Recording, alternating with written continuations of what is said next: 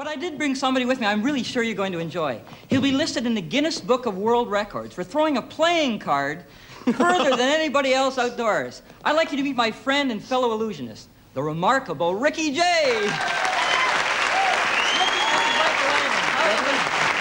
Michael?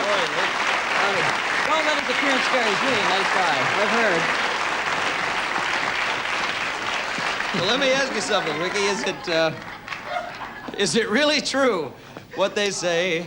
Is it really true what they say? You actually throw a playing card further than anyone else in the world? Yes, that is true. I had the pleasure of setting the new world's record in London for the BBC just a few weeks ago. It's quite a thrill. That's incredible. Absolutely incredible. Could you demonstrate how you do that here in the studio? Well, it's either that or playing the bells of St. Mary's on my cufflinks.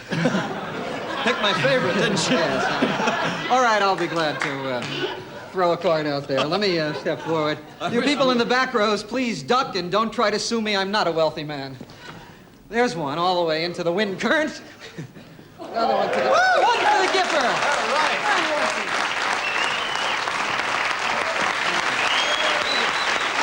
Very, very impressive. Very impressive, but like the man said, you ain't seen nothing yet. Ladies and gentlemen, Ricky J. Thank you, Michael.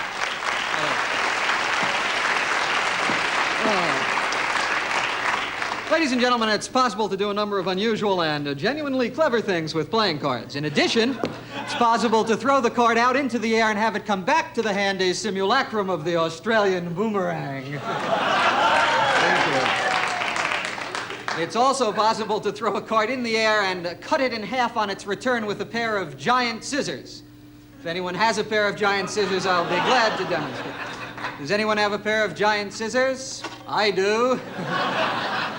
Here's the way this works. One can take a card, throw it into the air, have it come back, and cut it neatly in half. A pair of giant scissors.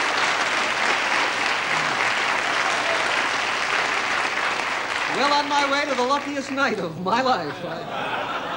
By the way, for those of you who are asking about self-defense, if you're ever attacked by a pair of giant scissors, it's possible to throw a card at them, disabling them completely.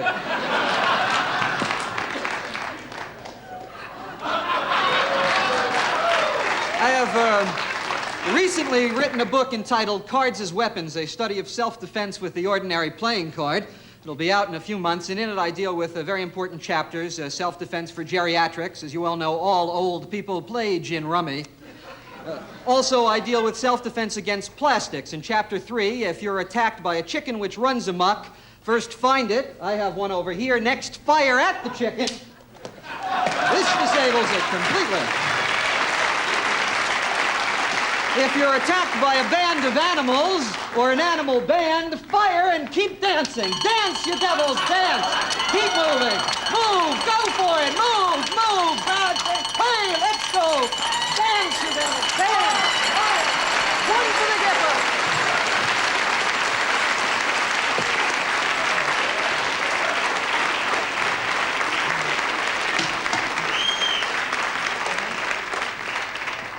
Ladies and gentlemen, I would like to continue in this vein, but unfortunately, the recent anti-levity laws make this impossible. Consequently, I'll be doing a serious card trick, simulating the skill of real magicians. Notice as I cut and shuffle the cards, certain of them spring forward.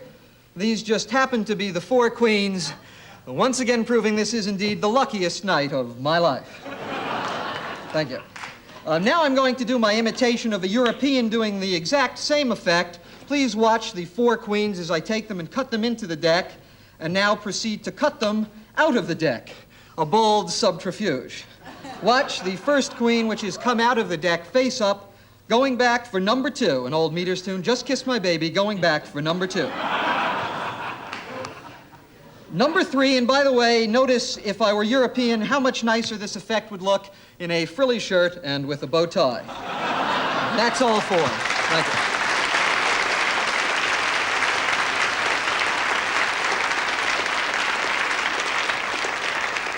And now, risking this streak of good fortune, I'll continue and do my imitation of this same trick as if it were done by a magician 100 years ago, with your kind attention.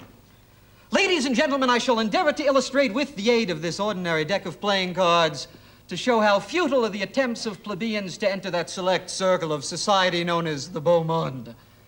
And indeed, to show how such entree is prevented by the polite yet frigid exclusiveness of its gentler members, let us assume it is the occasion of a public reception, our table the hall, our deck the common herd, and we may fittingly select the four queens as representing the feminine portion of the smart set. Now, as would naturally be the case, I shall besiege these high-strung patrician ladies with attentions from the lower orders, which these next 12 cards shall represent.